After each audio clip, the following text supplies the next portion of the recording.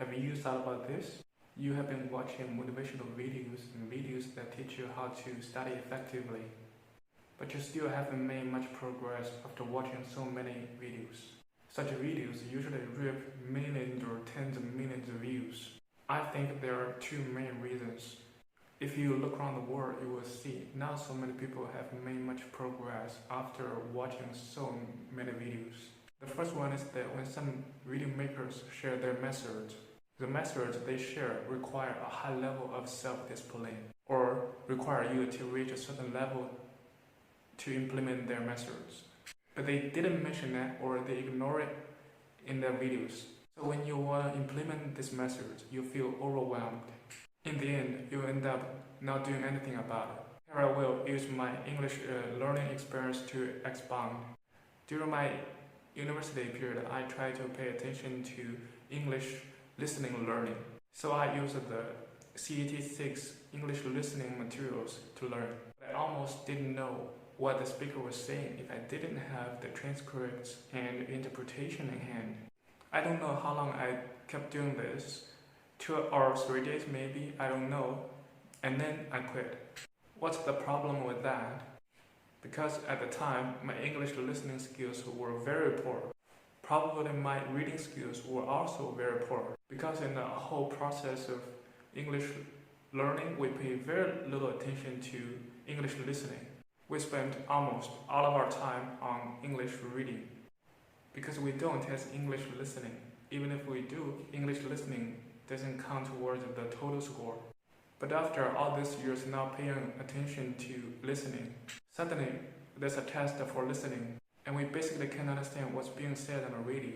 One of the most important reasons why it is so difficult for us to learn English is when we read English text or passage, we have to look at the translation to understand the meaning of the text.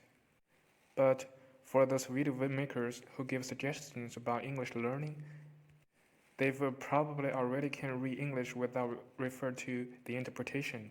And for those days, each listening material was about 3 minutes long, but it would take me an hour to figure out each sentence of the material. It was a torture for me, so I gave it up quickly. But for the video makers who can already read English without refer to the translation, they can easily use the method they suggest. Or maybe they like learning English. Others may not have the motivation to learn English. If I can do it again, I will start with only 2 minute listening materials. And I will read one article with no more than 1,500 words per day. And I will definitely not refer to a translation. If there are some place that I cannot understand, I will only refer to the dictionary. And I will set some standards for my learning process. I'm gonna give myself some tasks to see if I made some progress. I think for the beginners, when they learn a new language, they have to read the materials for at least 3 times. For the first time, they have to look up the unknown words and phrases in a dictionary, and they need to add the words and phrases in their vocabulary lists for them to review to the next morning. And after doing that, they have to read the material again to see if they can understand the material without any tools. Usually there may still be some words that they can recognize even after they've added to their vocabulary lists. So they have to look it up again in a dictionary. The next day they have to read the material again and they can move on. The second reason is that we ourselves don't want to change. Even though some video makers give good and specific suggestions, viewers also think it's a good one, but it's not the method that they themselves come up with. So if they want to implement this method they learn from other people, they have to accustom themselves to another system, and it's totally uncomfortable for them. But after all these years, we've gotten used to our rhythm of learning, even though it doesn't make us progress. And it's very uncomfortable to disrupt our rhythm all of a sudden.